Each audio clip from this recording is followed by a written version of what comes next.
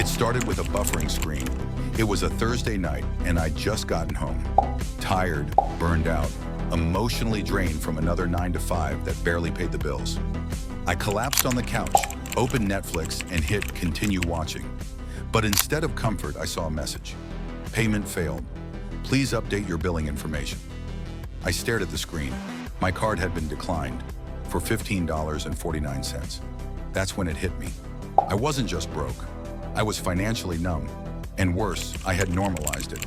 Normalized the overdraft texts, the auto renewals for services I barely used, the late fees, the stress. That night, I didn't update the billing info. I canceled it. And unknowingly, that single click became the start of everything. I opened a blank spreadsheet and typed one bold question: where is my money going? The list grew fast. Netflix, $15.49. Spotify, $9.99. Hulu, $12.99. Disney Plus, $10.99. YouTube Premium, $11.99. Starbucks, 3 times a week. $60 per month Uber Eats. $120 per month gym membership I hadn't used in 6 weeks. $39.99 subscriptions I forgot existed. Another $40 plus over $300 per month evaporating. Not because I was extravagant, but because I was unconscious. And then I did the math. $300 a month equals $3,600 a year. That's a used car. That's 6 months of rent in some places. That's the seed to a mini empire. Instead, I was spending it to sit still and scroll. I called it the anti-Netflix experiment. For 90 days, I would cancel every non-essential expense. And instead of saving the money, I'd invest it, even if it was just $10. Step 1, I created a high-yield savings account and labeled it Future. Step 2, I opened a brokerage account. Step 3, I set up auto deposits every Sunday. Every week, the money that once entertained me, now built for me. At first, it felt weird, empty. Friday night with no Netflix, no delivery pizza, no $6 latte. But then I saw the balance start to grow. $63.72 in week 1, $208.16 by week 4, $710.37 by month 3. Suddenly, the dopamine came from growth, not consumption. Then something else shifted. I began to get creative. I borrowed books from the library. I cooked my own meals. I walked more, scrolled less. I wasn't just saving, I was changing. I didn't go all in on risky bets. No meme stocks, no crypto FOMO. Just a simple mix I called the Sleep Well portfolio. 35% into an S&P 500 ETF, VOO, 20% into dividend stocks, slow and steady, 15% into a growth ETF, like QQQ, 15% into a REIT ETF, real estate exposure, 15% into a high-yield savings fund. It wasn't about chasing big wins.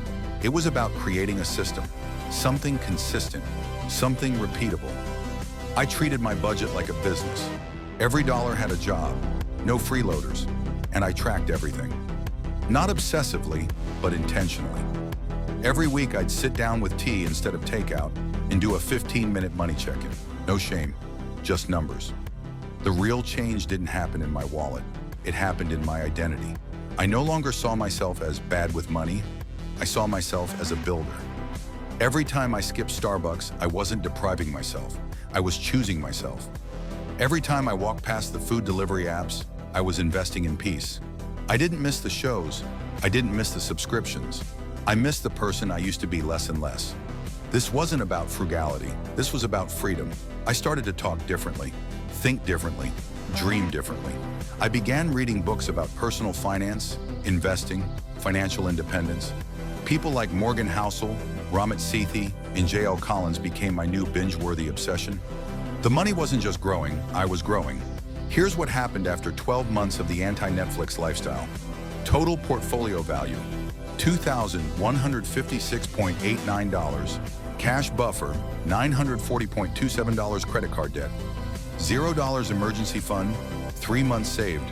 Financial anxiety cut in half. Sleep, better confidence, unshakable. And Netflix? Still canceled. Okay, maybe I used my cousin's login, but it's not the same. More importantly, I proved something to myself. You don't need a big salary to build wealth. You need a small commitment, done consistently. It's not about how much you have, it's about how awake you are to what you already spend. Everyone says they'll start investing once they have more money. But here's the truth. If you can't manage $100, you won't magically manage $10,000. Wealth isn't about luck, it's about leaks. The little expenses you never question are the exact ones draining your future. I turned Netflix into net worth, coffee into capital, comfort into confidence. It started small, $15.49 per month. Now it's a habit, a mindset, a lifestyle. So if you're broke, overwhelmed, or just unsure where to start there. Cancel what doesn't serve you. Invest in what does. And remember, every dollar you waste is one your future self never sees. Be better than the binge. Be the builder. You don't need more income, you need more intention. And maybe, just maybe, that canceled subscription is the first domino in your financial revolution. As year 2 begins, I'm expanding the mission. I'm building a side hustle now, writing content for financial blogs. I'm putting 50% of all new income into my portfolio. I'm helping 2 of my friends get started with investing. And I've set a new goal, $10,000 portfolio by end of next year.